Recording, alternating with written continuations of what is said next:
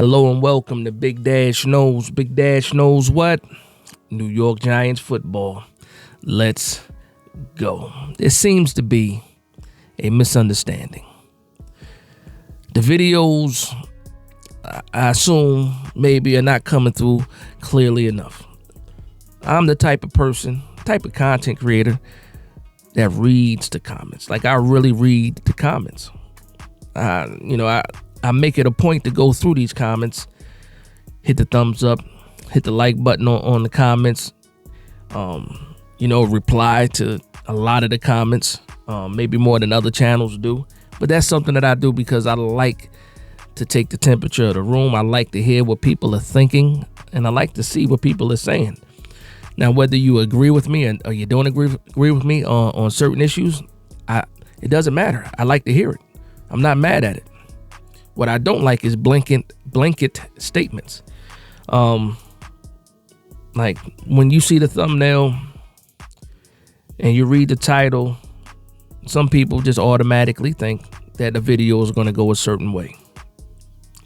But that's just the title in some cases. That's to grab the person's attention to see whether or not they want to actually click on the video and start to watch. And if people are not familiar with the YouTube algorithm, you get about 30 seconds, not even 30 seconds. Sometimes it's 10 seconds to actually grab the attention of the viewer.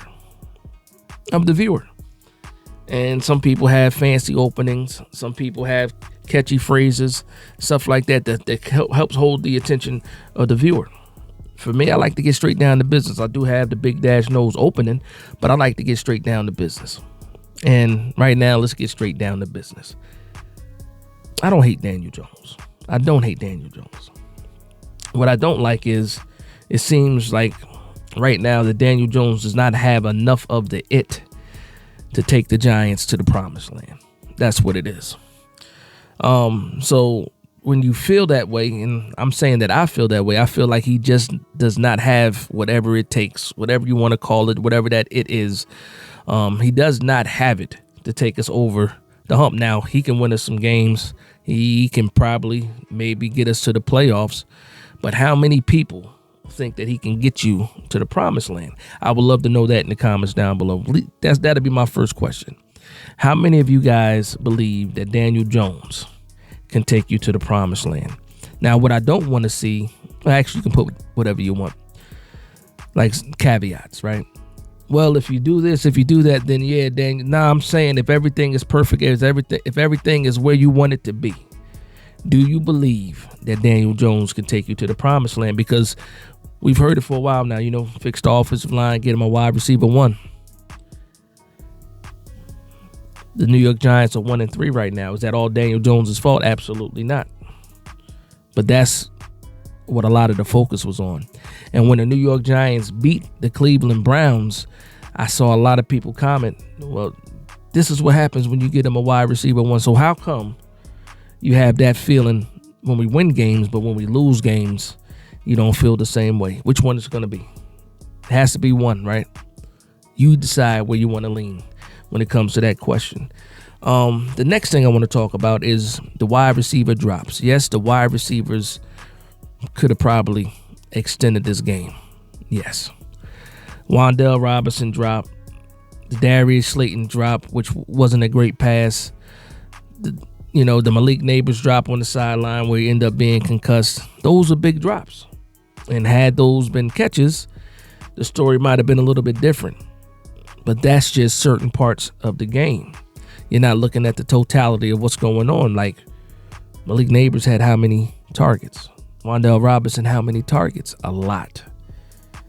And they caught a lot of passes. Darius Slayton, good amount of targets.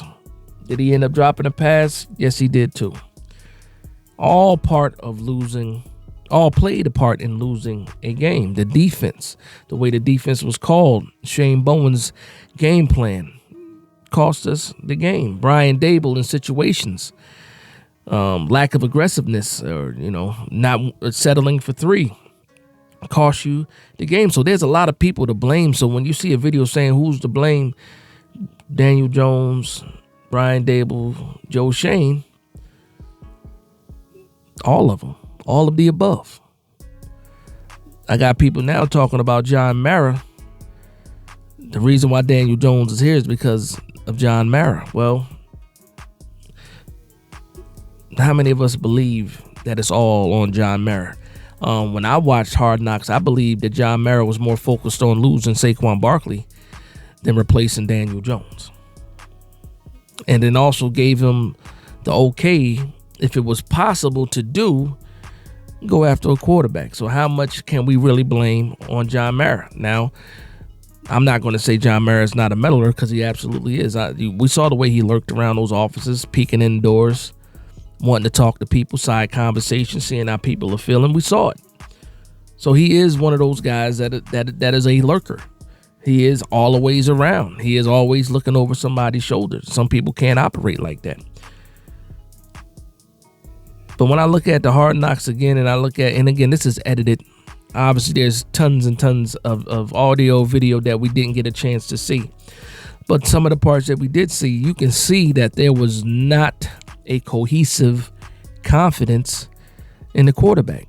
Just with some of the comments being said, whether it was Brandon Brown, Joe Shane himself, Brian Dable, was it the nephew, McDonald? I can't remember, his exact name. The Rossetti kid. Like, people had question marks about the quarterback going into the draft. Obviously, things didn't work out the way they wanted to work out, or maybe they just wanted Neighbors that much. But all these things, all these small decisions, day-to-day decisions, are why the product on the field looks the way that it looks. And that's not a knock on Malik Neighbors, because Malik Neighbors ended up being the pick. And right now, Malik Neighbors is looking like the real deal. But at the end of the day, you can only go as far as a quarterback can take you. And then that goes back to my question of how many of you out there believe, even if the scenario is perfect, that Daniel Jones can take you to the promised land? That's a simple question, right? You guys can hit the yes or no in the comment section. But that's where I'm at, man. Hopefully this gives you guys some more understanding about how I feel about the situation, and what's going on in my mind. Because I like to share, I like to be open, I like to be honest 100% with everybody. And also, like a human being, I can absolutely change my mind. Like, don't let people lie to you and tell you, you're not allowed to change your mind. If you said this back in 2022, or you said this back in 2023. You said this a week ago.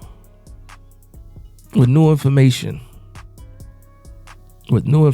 you should be able to adjust the way that you think about things. And that's all I'm saying. But we got a game against the Seattle Seahawks. I'm looking at the NFC East, and the NFC East looks like trash. So, in all honesty, we're not mathematically out of anything right now. Eagles just lost. Cowboys beat us, but they look like trash. And the Commanders are playing the Cardinals right now. I'm going to go back to watch that game to see what happens. But at the end of the day, I'm not happy with the situation of the New York Giants. You shouldn't be happy with the situation at the New York Giants. And no matter how we feel about it, whether I feel a certain way, you don't agree with it, it is what it is. Right now, nobody is getting what they want, and that's W's. That's all we want as Giants fans, are wins, W's, playoff berths, and ultimately going to the Super Bowl. It's just the human element of not everybody agrees on the path, and I'm good with that. Hopefully everybody else is good with that. But that's going to be the video, man. Quick therapy session. Letting myself clear the air on, my thoughts in the past videos that I just put out, and a lot of the comments, because again, I do read all the comments. A lot of people don't read the comments, man, and I feel like it's way too important not to read and see what people are saying and responding to the people. And hopefully you guys, appreciate, like I appreciate you guys, the back and forth, the debates, and the conversation.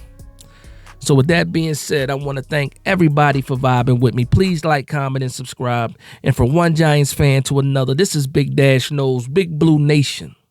Let's go.